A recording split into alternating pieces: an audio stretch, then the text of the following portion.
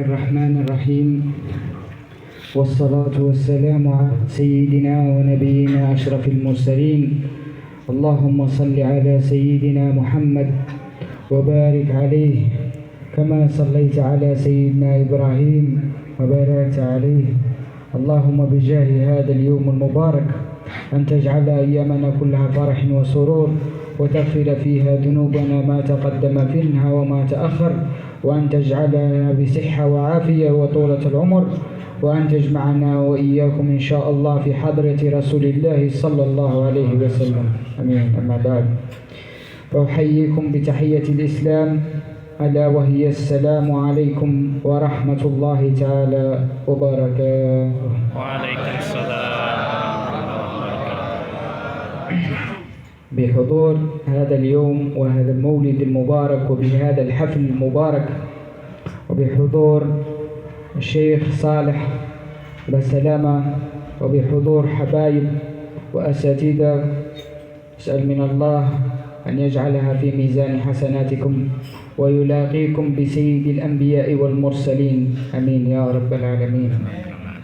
أما بعد، فسوف نتكلم على الطريقة التيجانية. والطريقة التيجانية هي طريقة العلم والعلماء، وطريقة الآداب والأخلاق، وطريقة الورد. فالطريقة التيجانية من شروط أو من وصايا الطريقة التيجانية وهو المحبة فيما بيننا، لأن هذه وصاية من رسول الله صلى الله عليه وسلم. لأن رسول الله قال للشيخ سيدي أحمد تيجاني: قل لأحبابك لا يؤذي بعضهم بعضا فإنه يؤذيني ما يؤذيهم. فأي محبوب هذا وأي حب هذا أنك تعلم بأنك عندما تؤذي أخوك فأنت تؤذي رسول الله. أي إنسان مسلم يرضى أنه يؤذي رسول الله، ورسول الله يبكي شوقا إلينا. يوم الذي سألوا رسول الله: ماذا يبكيك يا رسول الله؟ فقال: اشتقت إلى إخوان. أنت تعلم بأن عندما تؤذي أخوك بالكلام أو بالفعل فأنه يغضب رسول الله. ألا تعلم بأننا أفضل الأمة، أنه ميزنا برسول الله؟ ألا تعلم بأن سوف يأتي يوم أول من يفتح له باب الجنة هو رسول الله؟ ألا تعلم من حب الله عز وجل قال لسيدنا جبريل: يا جبريل، لولا محمد لما خلقت، ولا تكن فيها الجنة ولا النار، ولم يكن فيها الصباح والليل لولا رسول الله. صلوا على الحبيب. الله يبارك عليه. في يوم تبيض فيه الوجوه وتسود فيه الوجوه، رسول الله يقف يجلس هكذا على آخر الصراط، فتأتي طائفات كثير فيسقط في النار، وإذا به رسول الله يرى من أمته: أنت يا رب أسلم، يا رب أسلم. أتعلم يوم الحساب رسول الله يسجد تحت عرش الرحمن ويبكي ويقول: يا رب، هناك من في أمتي في النار. شوف رسول الله، شوف المحبة، شوف كم يحبنا رسول الله. صلوا على الحبيب. تصلي عليه الآن وغدا وبعد غدا. ليس شرط من شروط الطريقة التيجانية الإكثار من الصلاة على النبي. ألا يعلم أحد بأن الصلاة على النبي سوف تعرض على رسول الله يوم القيامة؟ سوف يأتي يوم ونقف كلنا أمام رسول الله. أين الصلاة عليه؟ أين المحبة؟ أين صلة الرحم؟ أين زيارة المريض؟ زيارة الأقارب؟ صلة الرحم من مكفرات الذنوب. صلة الرحم من مكفرات الذنوب، مثل الاستغفار، مثل الصلاة على النبي. صلة الرحم من وصلها وصله الله عز وجل. ها نحن ابتلينا بالفتن والمحن. لماذا؟ لأننا ابتعدنا على طريق رسول الله، ابتعدنا عن ما أوصانا به رسول الله. إذا كان حبنا لرسول الله ونحن نسمع اسم محمد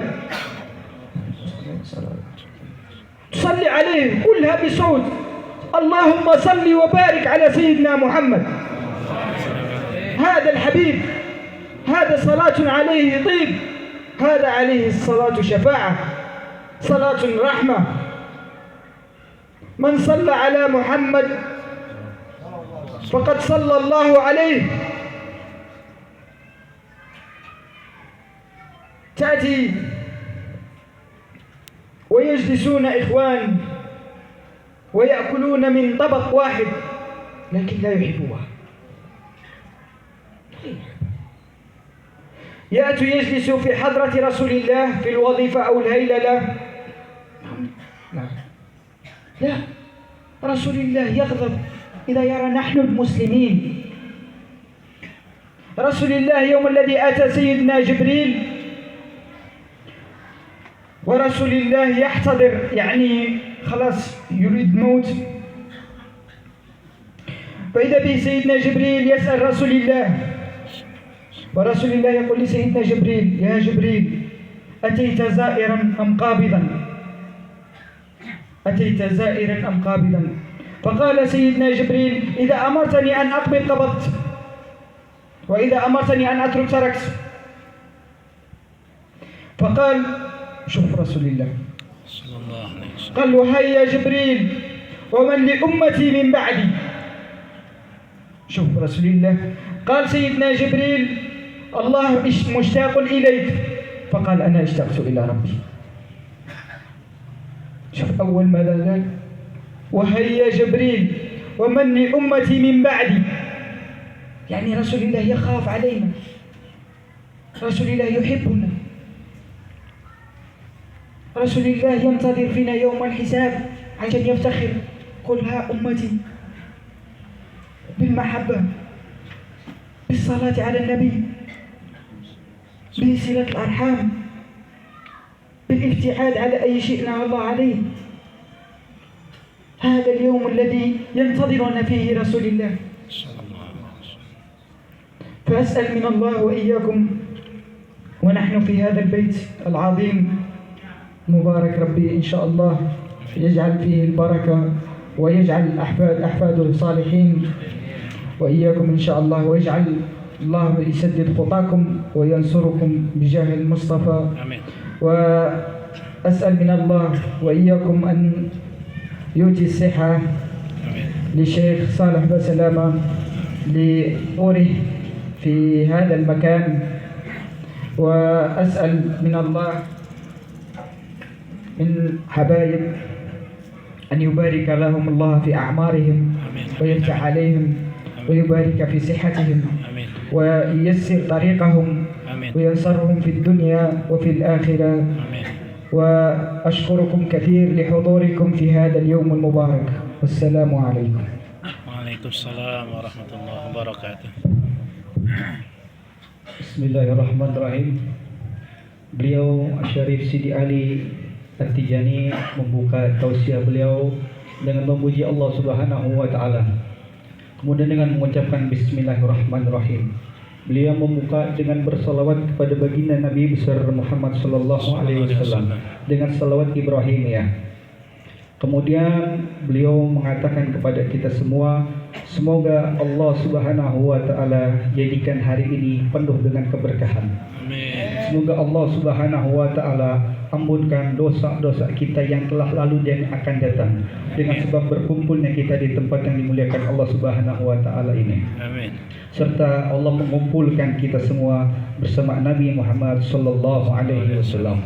Kemudian beliau mengucapkan kepada kita salam penghormatan, Assalamualaikum warahmatullahi wabarakatuh. Waalaikumsalam warahmatullahi wabarakatuh. Beliau mengatakan pada kesempatan ini, setelah beliau mengucapkan salam penghormatan, beliau mengucapkan salam-salam penghormatan lagi wabil khusus yang ditujukan kepada guru kita Syekh Soleh Bersalamah.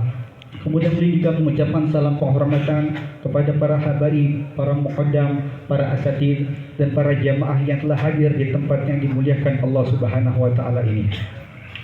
Dan beliau mengucapkan kepada kita bahwasanya thariqah Tijani adalah thariqah ilmu. Thariqah Tijani adalah thariqah ulama. Thariqah Tijani adalah thariqah adab. Thariqah Tijani adalah thariqah wirid. Dan beliau menjelaskan kepada kita semua yang disebutkan tadi mempunyai syarat yang harus kita capai. Syarat yang harus dikerjakan dari ikhwan Tijani adalah mahabbah. Karena mahabbah merupakan syarat di dalam thariqah Tijani. Sebagaimana Sidi Ahmad bin Muhammad At-Tijani berwasiat kepada kita semua murid-muridnya untuk tidak menyakiti satu sama lain, agar kita para ikhwan tidak menyakiti satu sama lain para ikhwan lainnya. Kenapa? Beliau menjelaskan kepada kita karena ketika ikhwan menyakiti saudara lainnya, pada hakikatnya dia menyakiti Nabi Muhammad SAW. Ketika dia menyakiti saudara ikhwan lainnya, bukan saudara ikhwan itu yang menangis, akan tetapi Rasulullah SAW yang menangis merintikkan air mata karena tingkah laku kita yang senantiasa menyakiti saudara kita. Kemudian beliau menjelaskan kepada kita sampai saat ini kita masih tidak sadar bahwasanya kita sering menyakiti hati Nabi Muhammad SAW. Beliau mengatakan sampai saat ini kita tidak sadar kita sering menyakiti, membuat beliau nangis dengan menyakiti saudara kita satu sama lain. Bil khusus thariqah Tijani ikhwan, kemudian umumnya umat Nabi Muhammad SAW. Dan beliau menjelaskan kepada kita bagaimana bisa kita menyakiti Nabi Muhammad SAW. Bahwasanya beliau itu orang pertama yang memasuki surga dan yang akan membawa kita ke surganya Allah Subhanahu wa taala. Sampai Allah Subhanahu wa taala berfirman kepada malaikat Jibril, "Ya Jibril, kalau tidak karena engkau wahai Muhammad, aku tidak akan ciptakan surga." Surga saja tidak diciptakan oleh Allah kalau tidak ada Nabi Muhammad. Justru kita, kata beliau, kenapa bisa menyakiti hati Nabi Muhammad sallallahu alaihi wasallam serta tidak sadar membuat Nabi Muhammad nangis karena menyakiti saudara kita satu sama lainnya. Kemudian beliau menjelaskan lagi kepada kita di saat hari kiamat nanti, ketika umat manusia berkumpul, ada manusia yang memang dihitamkan wajahnya oleh Allah Subhanahu wa taala. Kemudian sebagian manusia lainnya ada yang diputihkan, disinari wajahnya oleh Allah Subhanahu wa taala. Pada saat itu banyak dari umat manusia yang membutuhkan pertolongan. Maka manusia pertama yang memberikan pertolongan pada hari itu adalah Nabi Muhammad SAW. Beliau mencomoti manusia yang jatuh ke neraka satu persatu, memberikan syafaat kepada umatnya pada hari kiamat nanti. Bahkan beliau jelaskan lagi kepada kita bahwasanya Nabi Muhammad SAW sujud dan tidak mengangkatkan kepala sampai Allah kabulkan kepada beliau Nabi Muhammad untuk memberikan syafaat kepada kita. Sampai Allah mengatakan, angkat kepalamu wahai Muhammad, maka syafaatilah orang yang memang engkau ingin syafaati. Kemudian beliau menjelaskan lagi kepada kita akan pentingnya kita berharap syafaat oleh Nabi. Maka wajib bagi kita mendoakan salawat kepada Nabi Muhammad SAW. Karena beliau mengatakan kepada kita, salawat yang kita panjatkan tidak hanya kita panjatkan saat ini, atau kita bersalawat kepada Nabi Muhammad besok, atau lusa kita bersalawat, akan tetapi wajib bagi kita umatnya Nabi Muhammad untuk senantiasa berdawam mengerjakan, berzikir, bersalawat kepada baginda Nabi besar Muhammad SAW. Dan beliau berwasiat lagi kepada kita tentang pentingnya pada zaman ini. Beliau menanyakan kepada kita ini, pada zaman ini kemana rasa mahabbah kita? Pada zaman ini kemana silaturahim kita antar ikhwan, antar saudara kita, antar umat muslim? Kemana itu semua? Beliau mengatakan. Coba kita perhatikan, beliau berkata lagi kepada kita, pada zaman ini banyak ujian bala yang Allah turunkan kepada kita. Kenapa ini semua bisa terjadi? Bencana di mana-mana terjadi, ujian, fitnah semua di mana-mana tersebar luas. Kenapa ini semua bisa terjadi? Beliau mengatakan karena kita jauh dari Nabi Muhammad SAW, karena kita jauh dari mahabbah sesama ikhwan, karena kita jauh dari mahabbah sesama saudara muslimat lainnya.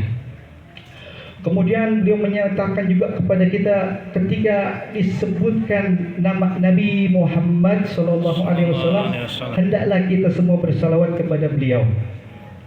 Serta beliau menjelaskan lagi kepada kita, banyak dari kita datang ke majelis, banyak dari kita datang ke zawiyah, tapi kita tidak sadar bahwa sungguh banyak dari kita yang tiap hari datang ke majelis, tiap hari datang ke zawiyah, justru menyakiti hati Nabi Muhammad SAW. Justru kita banyak membuat Nabi Muhammad nangis. Dengan satu hal yang beliau katakan tadi, ada pengulangan beberapa kali, artinya ini penekanan yang harus kita perbaiki. Kita sering menyakiti saudara kita satu sama lain, tidak memperdulikan hati saudara kita, hingga itu membuat Nabi Muhammad SAW menangis.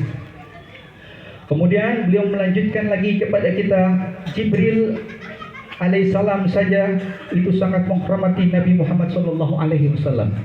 Pernah satu ketika Nabi bertanya kepada malaikat Jibril tentang umat beliau, bahkan yang beliau tanyakan ummatu min ba'di. Bagaimana keadaan umatku setelah sepeninggalku nanti, wahai malaikat Jibril? Bagaimana keadaan mereka? Jibril menghibur hati Nabi Muhammad SAW, mengatakan bahwa mereka adalah rindu kepada engkau ya Rasulullah. Sungguh, kata Nabi Muhammad, aku dahulu yang rindu kepada mereka.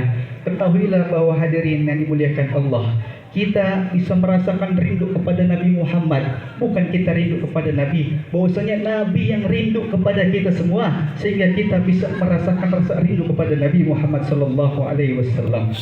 Sallu ala Nabi Muhammad. Bahkan beliau mengatakan lagi kepada kita, Nabi Muhammad itu senantiasa rindu kepada kita. Nabi Muhammad senantiasa rindu dan menanti kita pada hari kiamat nanti. Beliau menunggu kita untuk memberikan syafaat kepada kita nanti di yaumil kiamat nanti. Dan tidak pernah terbesit, tidak pernah sekejap mata pun Nabi Muhammad hilang pandangan kepada kita semua, dalam hal merindu dan memperhatikan kita dari umatnya Nabi Muhammad SAW. Semoga beliau katakan kepada kita, pertemuan kita ini di tempat yang dimuliakan Allah ini diberikan keberkahan oleh Allah Subhanahu wa taala. Amin. Serta Allah berikan kita semua karunia untuk dapat berkumpul bersama Rasulullah sallallahu alaihi wasallam. Amin. Dan di akhir beliau mendoakan kepada kita semua agar insyaallah hajat-hajat kita dikabulkan oleh Allah Subhanahu wa taala. Kemudian beliau mendoakan kesehatan kepada kita semua, yang ditujukan wabil khusus kepada guru kita Syekh Saleh Muhammad Bersalamah. Kemudian beliau mendoakan juga kesehatan kepada semua para muqaddam, para asatidz, para jamaah yang hadir. Amin. Dan itu yang dapat beliau sampaikan dan Al-Fakir terjemahkan. Kurang lebihnya mohon maaf. Assalamualaikum warahmatullahi wabarakatuh. Sallu ala Muhammad. Allahumma shalli wa barik alaihi.